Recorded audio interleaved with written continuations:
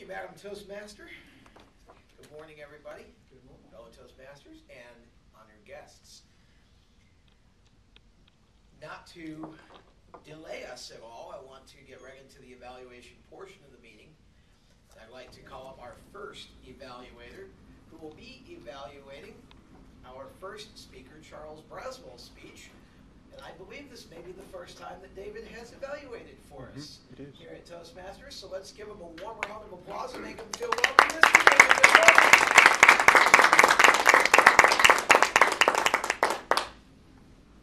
It's great to be back here. I've been out ill with some kind of crud. I just call it the Carolina crud. It could have been a virus or something. But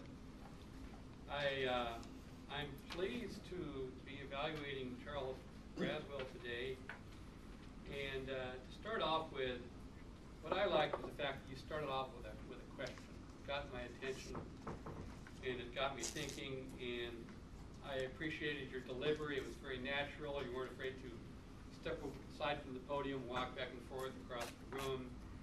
You had excellent eye contact and good use of gestures and body language, and it was obvious that your speech was well prepared, that you planned it and you memorized it, but when you delivered your speech, it didn't sound like you were reciting from memory. It sounded very natural, extemporaneous, and it flowed well. One thing for me that distracted me a little bit was we had this lectern right here in the middle, and you had a music stand in front with like a lighthouse or something from the North Carolina Outer Banks. Is that where it was?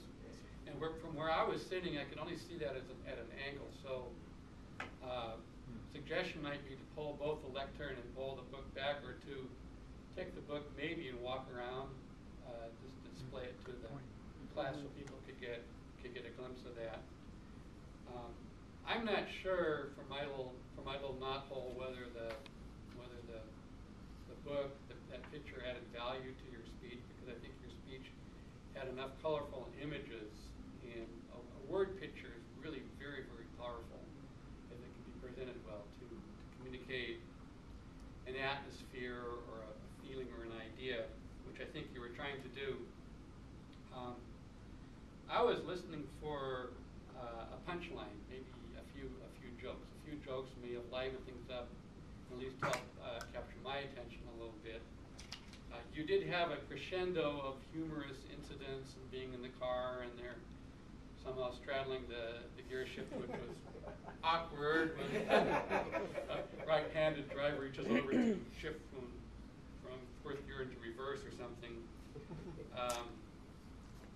But on the whole, what I liked was that you had kind of a very natural, if I could say, kind of a folksy delivery, which fit in well with the location and the geography.